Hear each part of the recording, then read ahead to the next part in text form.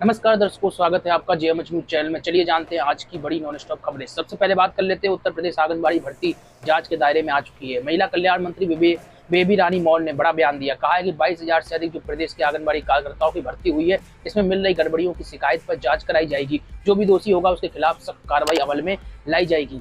इसी के साथ ही आपको बता दें, अगली अपडेट आ रही, योगी सरकार ने रविवार को बड़ा प्रशासनिक फेरबदल किया है। कई आईएएस अधिकारी इधर से उधर हुए हैं। 6 आईएएस अधिकारियों का ट्रांसफर यानी तबादला किया गया है, जिसमें महानिदेशक प्राविधिक शिक्षा अविनाश कृष्ण सिंह को वर्तमान पद के साथ सचिव प्राविधिक शिक्षा का अतिरिक्त प्रभार दिया गया। इसी के साथ ही प्राविधिक शिक्षा विभाग में विशेष सचिव के पद पर तैनात दिनेश कुमार को विशेष सचिव गृह बनाया गया है। कृषि उत्पादन आयोग की शाखा में विशेष सचिव के पद पर तैनात ब्रजराज सिंह यादव को राजस्व परिषद लखनऊ में अपर भूमि व्यवस्था आयुक्त के पद पर तैनात किया गया। इसी के साथ ही अन्य अधिकारियों की भी तैनाती यानी तबादला हुआ है।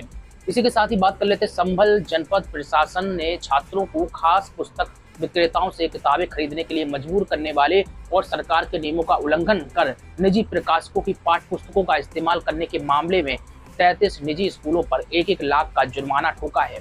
आपको बता दें, यूपी के संभल जनपद के डीएम राजेंद्र के हवाले से रविवार को जारी एक बयान में बताया गया है कि जनपद में संचालित सीबीएसई और आईसीएसई से संबद्ध स्कूलों में इस्तेमाल की जा रही पाठ्य पुस्तकों की जांच की गई, तो उसमें पाया गया कि 33 स्कूल या तो निजी प्रकाशकों की पाठ्य पुस्तकों का इस्तेमाल करा रहे थे या छात्रों को केवल निर्दिष्ट यानी कि विशेष बुक विक्रेताओं से किताब खरीदने के लिए मजबूर कर रहे थे। इसी वजह से बड़ी कार्रवाई हुई है। मुख्यमंत्री योगी आदित्यनाथ ने खेती किसानी के हर पहलू की गहराई से समीक्षा की है। उन्होंने कृषि यंत्रों पर मिलने वाली सब्सिडी को पारदर्शी बनाने और प्रचार प्रसार के साथ विकास खंडों के हिसाब से संतुलित वितरण का आदेश भी दिया है। ये बैठक में बातें निकलकर सामने आई। मुख्यमंत्री ने प्राकृतिक खेती और श्री अन्न जैसे पोषक अनाजों को बढ़ावा देने के लिए भी ठोस रणनीति बनाने के लिए बैठक में कहा है। आगे बढ़ने से पहले चैनल को सब्सक्राइब करें। किसी भी डिजिटल प्लेटफॉर्म पर देख रहे हैं तो लाइक और फॉलो भी कर सकते हैं। बात कर लेते हैं, यूपी SSSC की जितनी भी भर्तियां होंगी सब पैट के माध्यम से होंगी, इसलिए पीईटी का नोटिफिकेशन जारी कर दिया गया है। यूपी SSSC की तरफ से पीईटी के लिए आवेदन की प्रक्रिया जल्दी शुरू होने वाली है।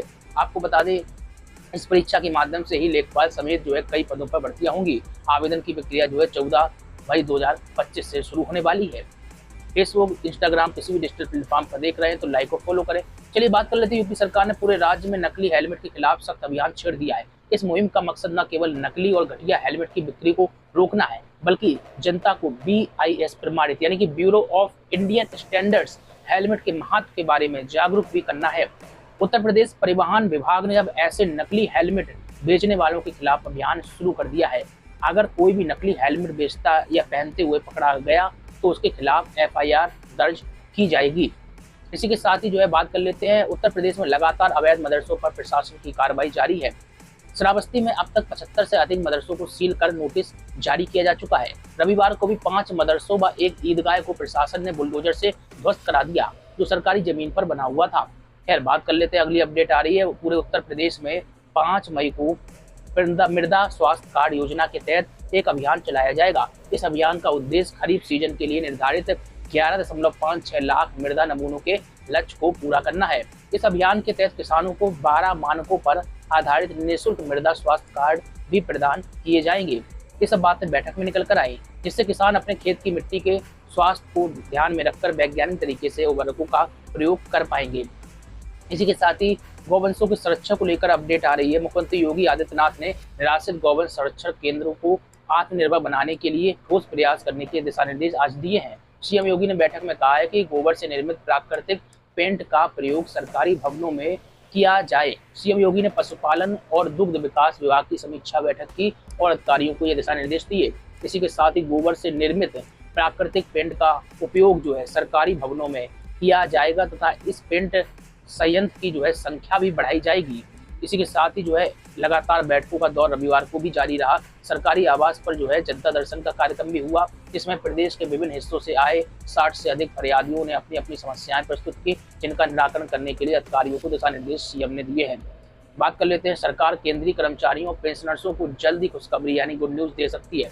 दरअसल खबर ये आ रही है कि 8वें वेतन आयोग का गठन मई 2025 यानी इसी महीने हो सकता है। बता दें कि केंद्र सरकार ने मोस्ट अवेटेड 8वें वेतन आयोग को अपनी मंजूरी दे दी है, लेकिन पैनल का आधिकारिक गठन अभी भी लंबित पड़ा हुआ है। वित्त मंत्री निर्मला सीतारमण ने पिछले महीने कहा था कि नया आयोग जल्द ही गठित किया जाएगा। ऐसे मीडिया रिपोर्ट्स के मुताबिक 8वें वेतन आयोग का गठन मई 2025 तक हो सकता है।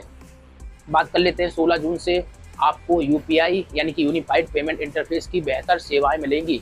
National payments corporation of India यानी कि एनपीसीआई ने unified payments interface UPI system में एक जरूरी अपडेट की घोषणा कर दी है, जो 16 जून 2025 से लागू हो रहा है। इस अपडेट के कारण अब यूपीआई ट्रांजैक्शन के लिए लगने वाला समय में कटौती देखने को मिलेगी। ट्रांजैक्शन का स्टेटस चेक करने और पेमेंट को अंडू या उलटने के लिए भी लगने वाला 30 सेकंड का प्रतिक्रिया समय घटकर अब 10 सेकंड रह जाएगा। इस बदलाव से यूपीआई के जरिए पैसे भेजने वाले और पाने की प्रक्रिया सभी यूजर्स के लिए काफी तेज और अधिक कुशल हो जाएगी। सरकार चाहती है डिजिटल लेनदेन ज्यादा से ज्यादा बढ़े, इसी कारण से किया जा रहा।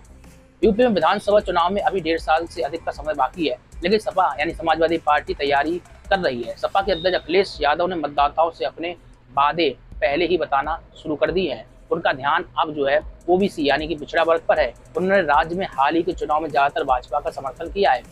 ओबीसी वर्ग को रिझाने के लिए अखिलेश ने कहा है कि अगर सत्ता में आते हैं तो सपा लखनऊ में गोमती नदी के तट पर राजा सोहेल देव की प्रतिमा स्थापित करेगी। अखिलेश ने कहा है कि सोहेल देव के हाथ में जो तलवार होगी वह सोने के साथ मिश्रित अष्टधातु से बनी होगी। फिलहाल यह चुनावी मुद्दा है। बात कर लेते हैं बीएसएनएल ने लिस्ट में 299 का एक धमाकेदार रिचार्ज प्लान जोड़ दिया है। बीएसएनएल ने इस रिचार्ज प्लान में ग्राहकों को 30 दिन की वैलिडिटी देने की बात कही है। आप प्लान के साथ 30 दिन तक सभी नेटवर्क पर लिमिटेड कॉल कर सकेंगे। ये आप देख रहे हैं फ्री कॉलिंग के साथ ही बीएसएनएल ग्राहकों को हर दिन 100 फ्री एसएमएस भी दे रहा है। इसी के साथ ही बात कर लेते हैं राजधानी लखनऊ में विश्व हिंदू रक्षा परिषद ने धर्म संसद का आयोजन किया है। राजधानी लखनऊ में यह आयोजन हुआ था। इस सम्मेलन में भारत को हिंदू राष्ट्र घोषित करने का संकल्प लिया गया है। इस सम्मेलन में देश विदेश से आए संतों, सामाजिक कार्यकर्ताओं और प्रतिनिधियों ने हिस्सा लिया है। विश्व हिंदू रक्षा परिषद के अंतर्राष्ट्रीय अध्यक्ष गोपाल रॉय ने अपने संबोधन में कहा है कि भारत की सनातन संस्कृति खतरे में है और जब तक भारत को हिंदू राष्ट्र घोषित नहीं किया जाता तब तक ये संघर्ष जारी रहेगा। खैर, बात कर लेते हैं मौसम को लेकर। देश के कई राज्यों में एक बार फिर से मौसम का मिजाज बदल गया है। प्री मानसून का असर पूरे उत्तर भारत में देखने को मिल रहा है। पिछले 2-3 दिनों से कई जगहों पर आंधी बारिश का सिलसिला जारी है।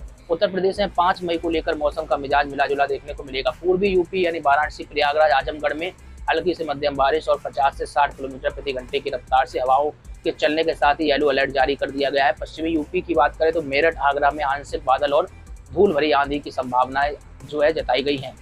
इसी के साथ ही यूपी के मुजफ्फरनगर में जन आक्रोश रैली के दौरान भारतीय किसान यूनियन यानी कि बीकेयू नेता राकेश टिकैत के साथ धक्का मुक्की और पगड़ी गिराने की घटना से माहौल गर्मा गया था। इसके विरोध में महापंचायत भी आयोजित की गई।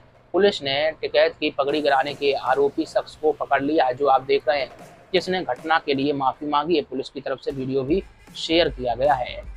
आज के लिए बस इतना ही रखते। कोई प्रतिक्रिया कमेंट बॉक्स में रखें। नमस्कार।